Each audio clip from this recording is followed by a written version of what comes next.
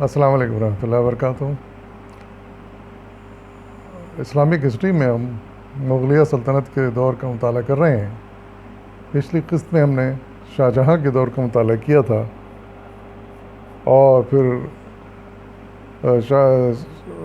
ان کے بعد ان کا بیٹا اورنگزیب عالمگیر وہ تخت نشین ہوا تھا، اور ان کا دور 1658 عیسوی سے 1707 عیسوی تک جاری رہا۔ تو آئیے ان کے حالات پڑھتے ہیں۔ ہندوستان میں مغلیہ سلطنت کو حقیقی معنوں میں مضبوط بنیادوں پر اکبر نے استوار کیا۔ وہ اپنے آپ کو ایک مضبوط اور ناقابل تسخیر بادشاہ بنانا چاہتا تھا۔ اس مقصد کو پورا کرنے کے لیے اس نے تمام اداروں کے کلیدی اختیارات اپنے پاس مرتکز کر لیے۔ ان میں سیاسی، معاشی، انتظامی اور مذہبی ادارے شامل ہیں۔ تو اکبر نے اپنی حکومت کو مضبوط کرنے کے لیے اہم کام یہ کیا کہ تمام جو اہم ادارے تھے ان کا اختیار پھر اپنے پاس کر لیا انہوں نے۔ اکبر کے انداز حکومت سے ایک سیاسی گروہ خاص طور پر خوش نہ تھا، اور وہ تھا مذہبی گروہ۔ انہوں نے جہانگیر کے دور حکومت میں اپنا اثر و رسوخ قائم کرنا شروع کر دیا تھا، اور ان کی سرگرمیوں کو اورنگزیب کے دور میں عروج نصیب ہوا۔ یہ مذہبی طبقہ جو تھا علماء و مشائخ کا، یہ اکبر سے اختلاف رکھتے تھے، اس کے طرز حکومت سے اختلاف رکھتے تھے، کیونکہ ان کے کچھ اقدام ہم جیسے کہ پڑھ چکے ہیں اکبر کے دور میں قابل اعتراض تھے۔ تو پھر انہوں نے آہستہ آہستہ اپنا اثر و نفوذ قائم کر لیا علماء و مشائخ نے۔ اور اورنگزیب جو تھا اکبر کا بیٹا، وہ بذات خود بہت ہی مذہبی قسم کا آدمی تھا، اور اسلامی طرز حیات کو پسند کرتا تھا، اور اس پر عمل کرنے کی حتی الامکان کوشش کرتا تھا۔ تو پھر اس طبقے سے اسے بہت سپورٹ ملی، یعنی علماء و مشائخ کے طبقے سے۔ اور علماء و مشائخ کا یہ گروہ کا خیال تھا کہ ہندوستان میں ایک اسلامی معاشرہ قائم کیا جائے، اور ظاہر ہے کہ پھر اورنگزیب عالمگیر بھی اس بات سے متفق تھا، کیونکہ خود ایک پکا مسلمان تھا۔ دارا شکوہ اور اورنگزیب کے درمیان تخت نشینی کی لڑائیوں میں اورنگزیب کی فتح دراصل اسی گروہ کے ان نظریات کی فتح تھی۔ اورنگزیب 1618 عیسوی کو پیدا ہوا۔ وہ شاہ جہاں کا تیسرا بیٹا تھا۔ اورنگزیب کو شاہ جہاں کی بغاوت کے دوران بطور یرغمال 3 سال تک جہانگیر کے زیر نگرانی رہنا پڑا۔ یعنی شاہ جہاں نے جہانگیر کے خلاف بغاوت کر دی تھی اپنے دور میں، جہانگیر کے دور میں۔ تو جہانگیر نے پھر بطور یرغمال، یعنی اس کے بیٹوں کو، یعنی جہانگیر کو خاص طور سے اپنی زیر نگرانی رکھنا شروع کر دیا تھا، اس پر نظر رکھنی شروع کر دی تھی، اور اس کی تربیت پھر کا ذمہ خود لے لیا تھا جہانگیر نے، شاہ جہاں نے۔ اس کے ابتدائی تربیت حسب دستور بڑے اہتمام سے کی گئی۔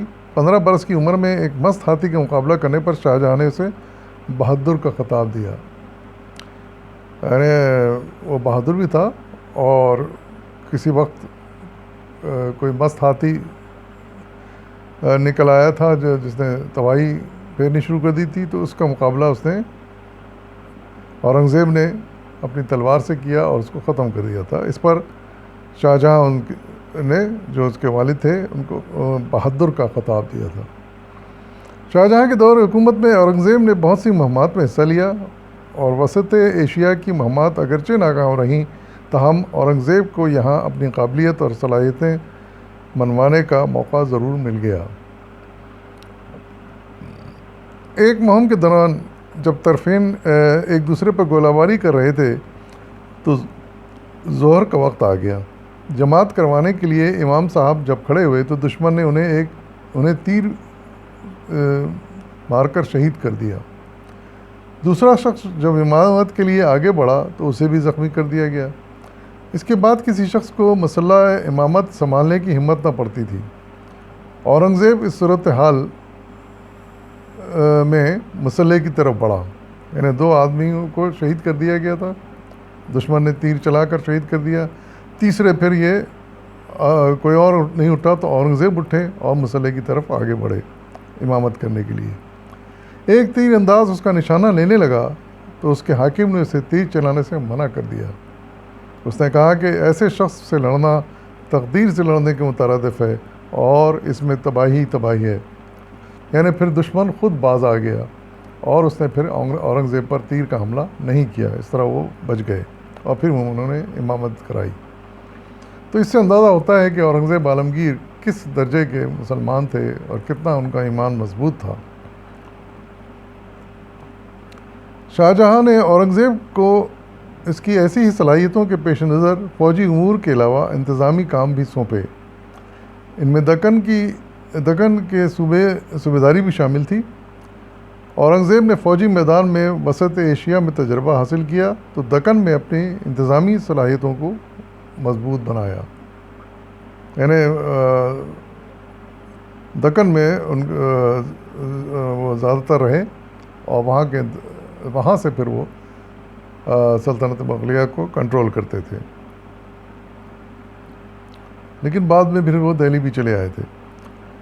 اورنگزیب ذاتی طور پر ہر عیب اور برائی سے دور رہنے کی کوشش کرتے تھے۔ وہ مضبوط اور بے عیب رویوں کے مالک تھے۔ انہی رویوں کے باعث تخت نشینی کی جنگوں میں انہیں کامیابی حاصل ہوئی اور وہ ہندوستان کے آخرکار بادشاہ بن گئے اور پورے ہندوستان میں مغلیہ سلطنت کے سربراہ بن گئے۔ وہ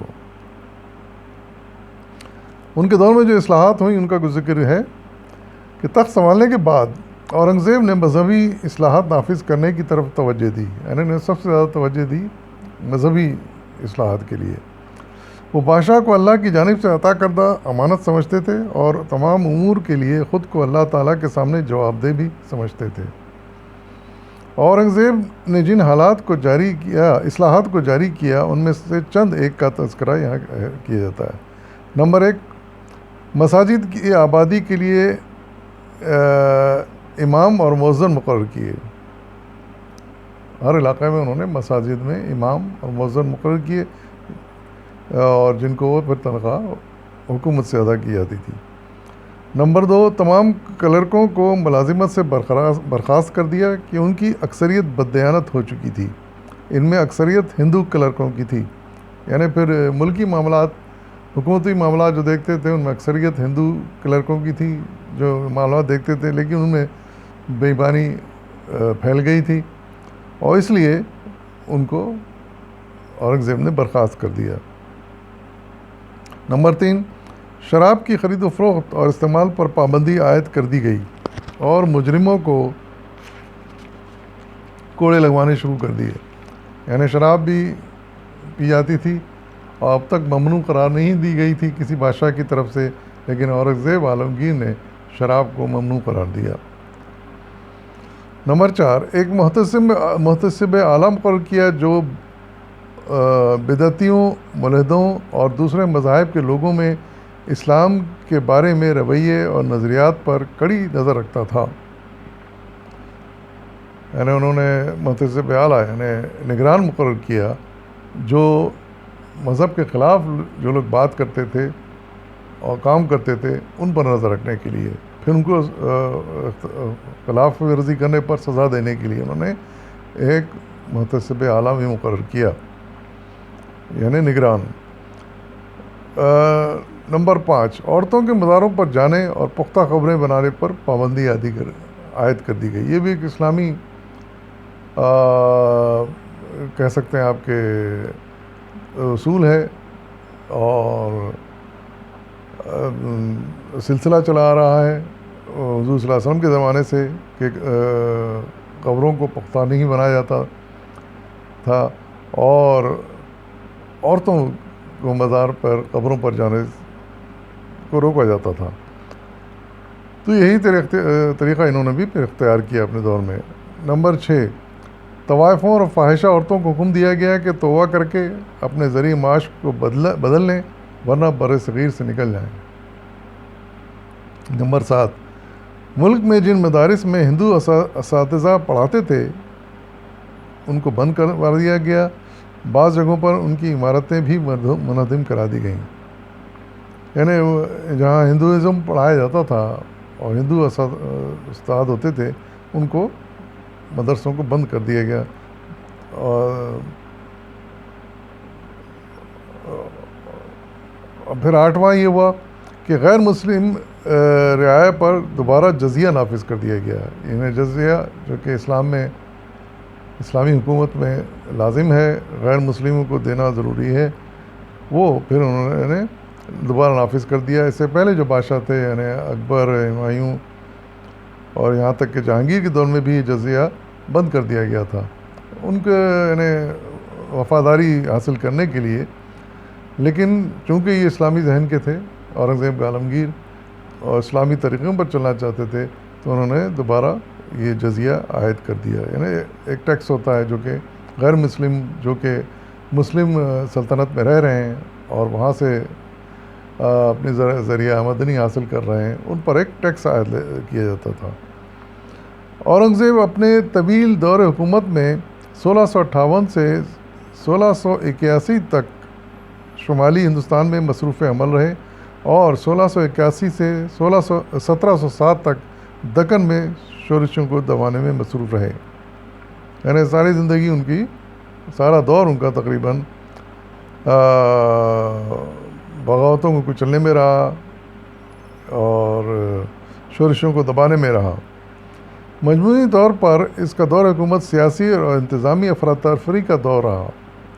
اورنگزیب ہی وہ مضبوط بادشاہ تھے جنہوں نے بڑے استقلال اور تحمل سے ان حالات کا مقابلہ کیا۔ انہوں نے اپنی تمام تر قوتوں اور سیاسی بصیرت کو بروئے کار لا کر حکومت کو استحکام دینے کی کوششیں کیں۔ راجپوتوں سے تعلقات۔ اورنگزیب کے تخت نشینی کے وقت راجستھان میں 3 اہم ریاستیں تھیں، امبر، مارواڑ اور میواڑ۔ جب شاہجہاں کے بیٹوں نے تخت کے لیے جنگیں شروع کی، ان میں جنگیں ہوئیں تو امبر کے راجہ نے دارا شکوہ کا ساتھ دیا۔ بعد ازاں راجہ امبر نے اورنگزیب کا ساتھ دیا اور اس کی کوششوں سے میواڑ کا راجہ بھی اورنگزیب کے قریب ہو گیا۔ تخت نشینی کے سلسلے میں جب اورنگزیب شجاع کے خلاف حتمی جنگ کی تیاری کر رہا تھا تو راجہ میواڑ نے خفیہ طور پر اورنگزیب کا ساتھ چھوڑ کر شجاع کے ساتھ ساز باز کر لی۔ شجاع بھی اس کا غالباً سوتیلا بھائی تھا اورنگزیب کا، ہم پڑھ چکے ہیں کہ ان میں آپس میں جنگیں چل رہی تھیں۔ اورنگزیب نے راجہ کی اس حرکت پر اسے ریاست چھیننے کا منصوبہ بنایا مگر امبر کے راجہ کے کہنے پر معاف کر دیا۔ اورنگزیب نے اسے غیر مؤثر کرنے کے لیے یعنی اس کو دکن بھیج دیا۔ شہزادہ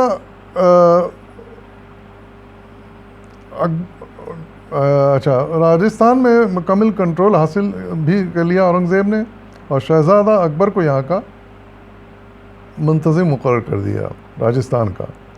شہزادہ اکبر نے یہاں قیام کے دوران باپ کے خلاف بغاوت کر دی، لیکن بدقسمتی یہ ہوئی کہ وہ شہزادہ اکبر نے باپ کے خلاف بغاوت کر دی، یعنی اورنگزیب کے خلاف۔ اورنگزیب اس کو سزا دینے کے لیے خود ایک لشکر لے کر آیا۔ اس نے اپنے بیٹے کے نام ایک فرضی خط لکھوایا جس میں اظہار کیا گیا تھا کہ اس کے کہنے کے مطابق راجپوتوں کو گھیر کر یہاں لے آیا اور اس طرح انہیں آسانی سے کچل دے گا۔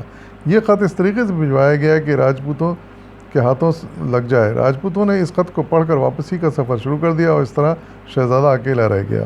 وہ یہاں سے بھاگ کر ایران چلا گیا، پھر کبھی واپس نہ آیا۔ میواڑ اور مارواڑ کے راجاؤں نے اورنگزیب سے صلاح کر لی۔ اورنگزیب کے آخری سالوں میں انہوں نے دوبارہ بغاوت کر دی۔ اس بغاوت کے خاتمے کے لیے معاملات چل ہی رہے تھے کہ اورنگزیب کا انتقال ہو گیا۔ کچھ اور معاملات بھی ہیں اورنگزیب کے حالات، تو انشاءاللہ وہ اگلی قسط میں ہم پڑھیں گے۔ فی الوقت اجازت دیجیے، فی امان اللہ۔